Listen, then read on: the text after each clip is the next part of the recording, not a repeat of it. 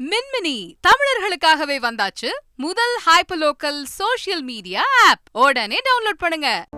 தைப்பூச திருவிழாவையொட்டி திருத்தணி முருகன் கோவிலில் ஆயிரக்கணக்கான பக்தர்கள் குவிந்துள்ளனர். விவரங்களோடு இணைகிறார் செய்தியாளர் மணிகண்டன். வணக்கம் மணிகண்டன். தைப்பூச திருவிழாவையொட்டி திருத்தணி முருகன் கோவிலுக்கு வரும் பக்தர்களுக்கு பாதுகாப்பு ஏற்பாடுகள் எவ்வாறு செய்யப்பட்டுள்ளன? விவரங்கள் என்ன? வணக்கம். அறுபடை வீடுகளில் 5ஆம் படை வீடாக திகழும் திருவள்ளூர் மாவட்டம் திருத்தணி முருகர் கோயிலில் ஆண்டுதோறும் தைப்பூசம் விழா வெகு விமர்சையாக கொண்டாடப்பட்டு வருகிறது. விழாவை முன்னிட்டு காலை 4:30 மணி அளவில் மூலவர் முருகப் பெருமானுக்கு பால், பன்னீர், விபூதி, தேன் மற்றும் அபிஷேக பொருட்களால் சிறப்பு அபிஷேகம் நடைபெற்றது. தொடர்ந்து மூலவருக்கு தங்கவேல், தங்க கிரீடம், மாணிக்கம், கல் மற்றும் வைர ஆபரணங்கள் அணிவித்து சிறப்பு தீபாராதனை நடைபெற்றது.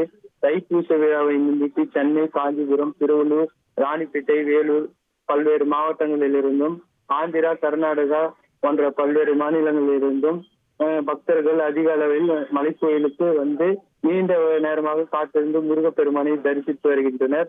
மேலும் பக்தர்களுக்கு பாதுகாப்பாக போலீஸ் டிஎஸ்பி விக்னேசன் தலைமையில் போலீசார் அதிக அளவில் பாதுகாப்பு பணியில ஈடுபட்டு வராங்க. தொடர்ந்து முருகப்பெருமான் வள்ளி தேவியானுடன் மாலை குதிரை வாகனத்துல மாட வீதி உலா வருவதாக கோயில் தரப்புல தெரிவிக்கப்பட்டிருக்காங்க.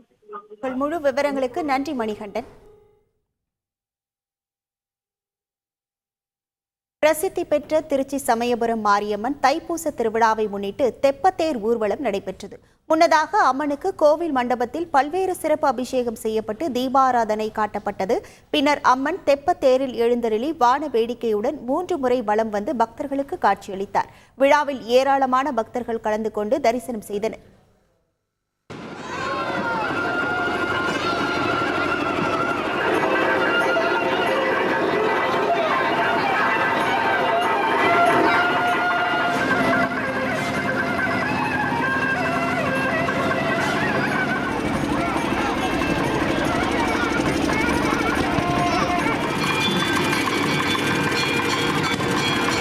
மின்மினி தமிழர்களுக்காகவே வந்தாச்சு முதல் ஹைப்பர்லோக்கல் சோஷியல் மீடியா ஆப். உடனே டவுன்லோட் பண்ணுங்க.